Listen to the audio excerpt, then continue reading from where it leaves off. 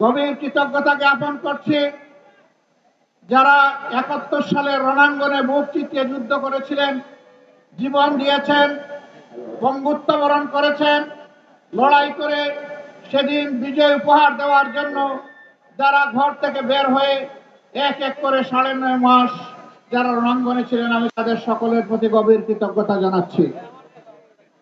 আমরা জাতি হিসাবে কৃতজ্ঞ জাতি, কিন্তু একটা দল, বিশেষ করে একটা গোষ্ঠীও না, একটা পরিবার জাতিকে কৃতজ্ঞতা বোধ ভুলিয়ে দিয়েছিল।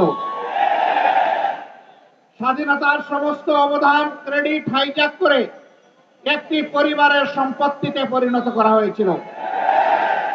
বাংলাদেশকে তারা তাদের জমিদারি মনে করে নিয়েছিল, জনগণকে তারা তাদের প্রজা এবং ভাড়াটিয়া বানিয়েছিল, আমাদের সন্তানদের মুখের গ্রাস কেড়ে নিয়েছিল, মেধাকে পায়ের তলে দোলন করে ক্যাডার ভিত্তিক বাংলাদেশে গঠন করার চেষ্টা করেছিল। সম্মানিত ভাই ও বন্ধুগণ, এরকম একটি বিজয় দিবস আজকে জনগণের মাথায় মাথায় লাল এবং সবুজের টুপি। এই সবুজ হচ্ছে বাংলাদেশের শ্রমিক জমিন, লাল হচ্ছে আমাদের শহীদদের রক্ত। এটা সূর্যের চেয়েও দামি। এই রক্ত দেওয়া শুরু করেছিল এই জাতি 47 সালে। তখন থেকে রক্ত দিয়ে দিয়ে 24-এর 5 আগস্ট পর্যন্ত এই রক্ত দেওয়া অব্যাহত রয়েছিল। দুঃখের বিষয়, 47-এর পরেও জাতির স্বাধীনতার সুফল ভোগ করতে পারেনি। আবার 71-এর পরেও জাতির স্বাধীনতা হাইজ্যাক হয়ে গিয়েছিল। আজ পর্যন্ত কোনো জবাব নাই এই জাতির সামনে, কেন সেদিন মুক্তিযুদ্ধের সর্বাধিনায়ক পাকিস্তানি আর্মির আত্মসমর্পণ অনুষ্ঠানে থাকতে পারলেন না?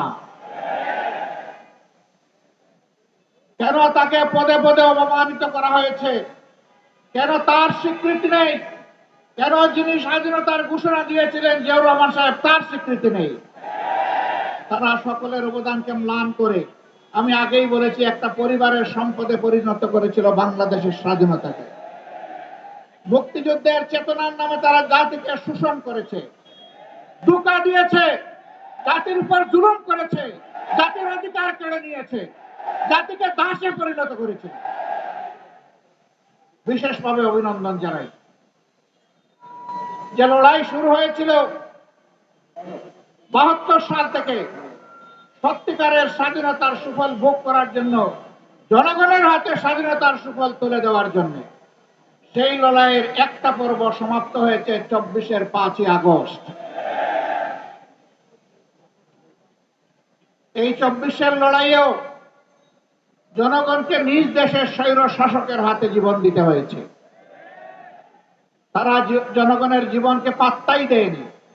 গুলি করেছে মাটি থেকে, গুলি করেছে আকাশ থেকে, গুলি করে জনগণের বুক ঝাঁঝরা করে দিয়েছে। এই লড়াইয়ের প্রতীক হচ্ছে শহীদ আবু সাইদ। হাতের মধ্যে কোনো আগ্নেয়াস্ত্র ছিল না, বোমা ছিল না, ককটেল ছিল না, খালি হাতে আরেক হাতে রাবারের একটা স্টিক নিয়ে এসে দাঁড়িয়েছিল। সে বলেছিল, বুকের ভিতরে তুমুল ঝড়, বুক পেতেছি, গুলি কর। সেই জ্বরটা কি ছিল? সেই জ্বর কি একা তার ছিল? নিশ্চয়ই না। বাংলাদেশের অধিকার কেড়ে নিয়ে, জনগণের অধিকার কেড়ে নিয়ে জনগণকে যে দাসে পরিণত করেছিল, সেই ঝড় তার বুকের মধ্যে ছিল। এত রক্ত, এত ত্যাগ, এরপরে আমরা যেটাকে বলা হচ্ছে দ্বিতীয় স্বাধীনতা, এই স্বাধীনতার প্রতি সম্মান দেখানো এখন আমাদের নাগরিক এবং জাতীয় দায়িত্ব। জীবন দিয়ে যারা বিদায় নিয়েছে তারাও আমাদের জাতীয় বীর। এই লড়াইয়ের ময়দানে দেশে বিদেশে যারা শরীক হয়েছে তারাও আমাদের জাতীয় বীর।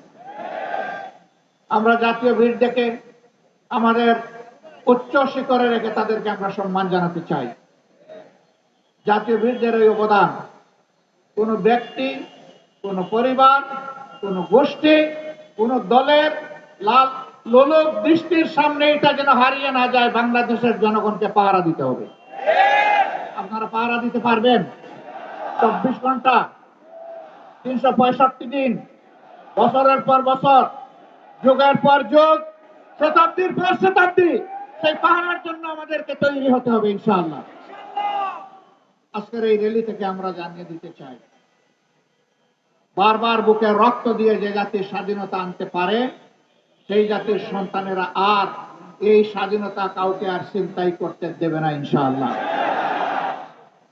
আমরা সবাইকে ধৈর্যের সাথে বাংলাদেশ গঠনে অবদান রাখার জন্য অনুরোধ জানাবো। কাউকে যেন কোনো অস্থিরতা পেয়ে না বসে। আমরা পরিষ্কার বলে দিয়েছি, 15.5 বছরে কিছু আবর্জনা, কিছু জঞ্জাল তৈরি হয়েছে, সেই জঞ্জাল পরিষ্কার করতে হবে। নির্বাচনের সুষ্ঠু পরিবেশ নিশ্চিত করতে হবে। জনগণের ভোটার তালিকা শুদ্ধ এবং সুষ্ঠু করতে হবে। দেশের জনগণের করতে হবে, বিদেশে আমাদের প্রবাসীরা যারা আছে তাদেরও এই তালিকায় অন্তর্ভুক্ত করে আগামী নির্বাচন হবে ইনশাআল্লাহ। আমরা একজন নাগরিক ভোটার তালিকা তাকে বাদ পড়ুক, আমরা এটা চাই না। এর জন্য যা করা দরকার সরকারকে তাই করতে হবে। যে উদ্যোগ নেওয়া প্রয়োজন নির্বাচন কমিশনকে সেই উদ্যোগ নিতে হবে। এই উদ্যোগে আমরা কোনো ব্যতিক্রম, কোনো শিথিলতা আমরা বরদাস্ত করব না। ঘরে ঘরে জনগণে যে এই তালিকাকে নিশ্চিত করতে হবে, যারা চুরি করে ভুয়া ভোটার হয়েছে, একাধিক জায়গায় ভোটার হয়েছে, তাদেরকে এখান থেকে পাক সাফ করে ফেলতে হবে। যারা ধোঁকা দিয়ে একাধিক জায়গায় ভোটার হয়েছে, ওরা আদৌ ভোটারের যোগ্য কিনা সেই সিদ্ধান্ত নিতে হবে। সম্মানিত দেশবাসী, আজকে কথা বলার দিন নয়, আজকে আল্লাহ তাআলার শুকরিয়া আদায় করার দিন।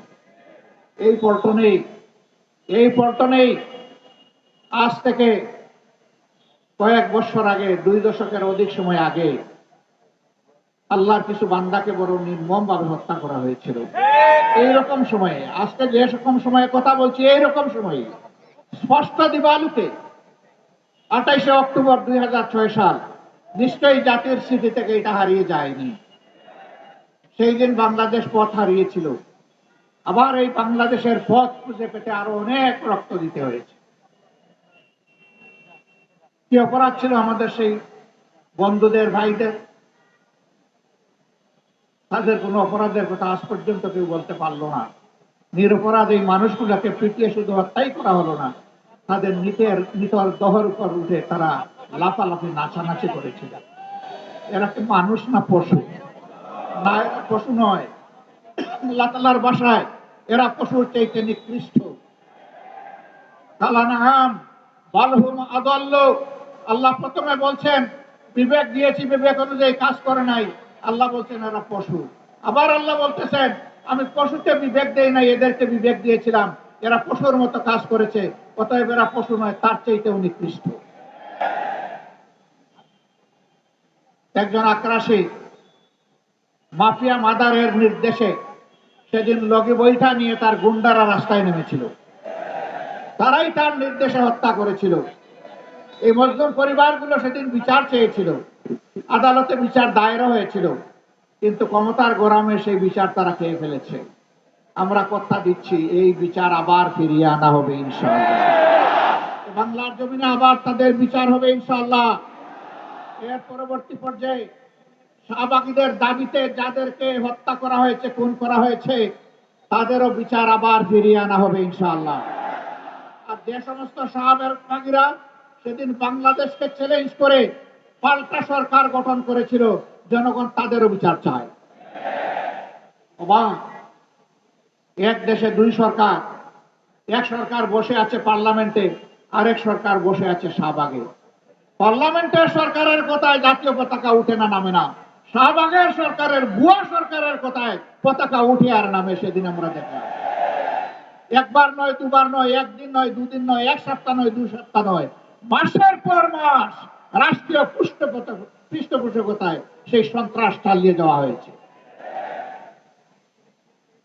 বাংলাদেশ তুমি সাক্ষী, বিশ্ব তুমি সাক্ষী।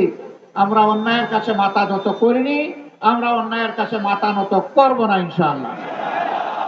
আমরা প্রিয় দেশের স্বাধীনতা, সার্বভৌমত্ব কোন আগ্রাসী, কোন হেজিমনিস্টদের কাছে আমরা বিক্রি করব না, করতে দিব না ইনশাআল্লাহ।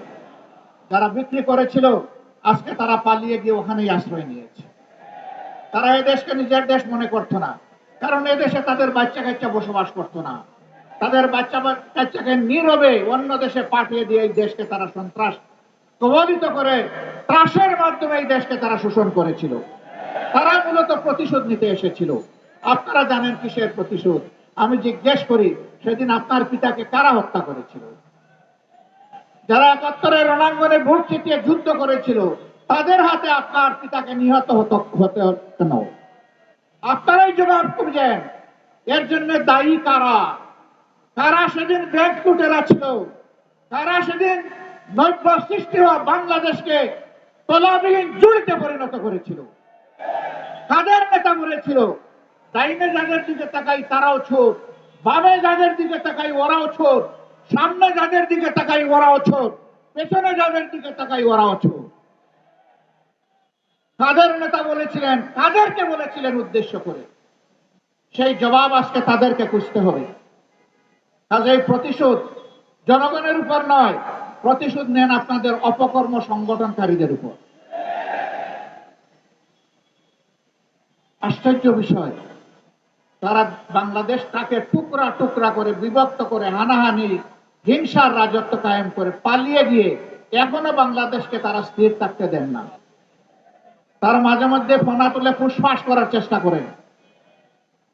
যেই জাতি আপনাদেরকে উচিত শিক্ষা দিয়ে তাড়াতে পেরেছে, সেই জাতি আপনাদের ফোনাও একদম গুঁড়া করে দিতে পারে।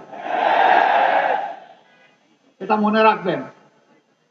এই দেশে যোদ্ধা 2 লাখ 4 লাখ নয়, এই দেশে যোদ্ধা মিনিমাম 10 কোটি। এই 10 কোটি যোদ্ধার 20 কোটি হাত সদা প্রস্তুত যে কোনো ষড়যন্ত্র রুখে দেওয়ার জন্য। আমরা আল্লাহ তাআলার সাহায্য চাই। আমরা যেন অন্যায় এবং অসত্যের বিরুদ্ধে আপোষহীন লড়াই করতে পারি।